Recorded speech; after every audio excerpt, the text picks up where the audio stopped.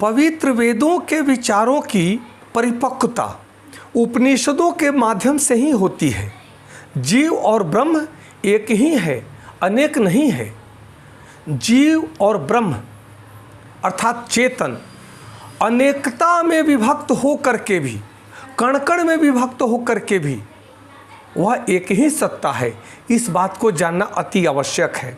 आत्मा या ब्रह्म एक सर्वव्यापी सत्ता है जिससे संपूर्ण विश्व के सारे तत्व उत्पन्न होते हैं, उसी में स्थित रहते हैं और फिर उन्हीं में मिल जाते हैं।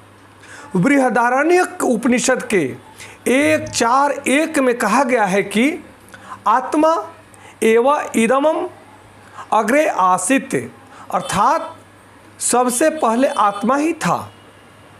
छांदोग्य उपनिषद में कहा जाता है, छांदोग्य उपनिषद 7:25-2 के अनुसार आत्मा एव इदम सर्वम, अर्थात सब कुछ आत्मा ही है।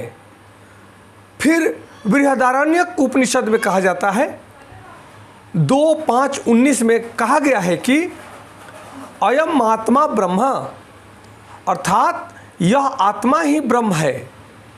इस बात को समझ करके हम सभी को चाहिए कि यह आत्मज्ञान की पराविद्या है, इसको समझना अति आवश्यक है।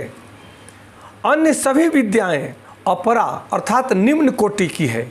इसलिए हम सबका परम कर्तव्य बनता है कि काम, क्रोध, मोह, लोभ आदि वृत्तियों का दमन करके श्रेष्ठ सिद्धांतों का, दैवी सिद्धांतों का, वेद और उपनिषद के सिद्धांतों का श्रवण, मनन और निधिध्यासन करके हमें आत्मज्ञान के प्रति सजग होना चाहिए और आत्मज्ञान की साधना करनी चाहिए। जब तत्व ज्ञान के द्वारा पूर्व संस्कारों का लोप हो जाता है, अर्थात जब तत्व ज्ञान के द्वारा जब ब्रह्म ज्ञान की प्राप्ति हो जाती है और ब्रह्म ज्ञान के द्वारा अर्थात तत्व ज्ञान के द्वारा पूर्व संस्कारों की, जो हमारे अंदर पूर्व संस्कार पड़े हुए हैं, उसका लोप हो जाता है, अर्थात उसका नाश हो जाता है, तभी आत्म साक्षात्कार घटित होता है।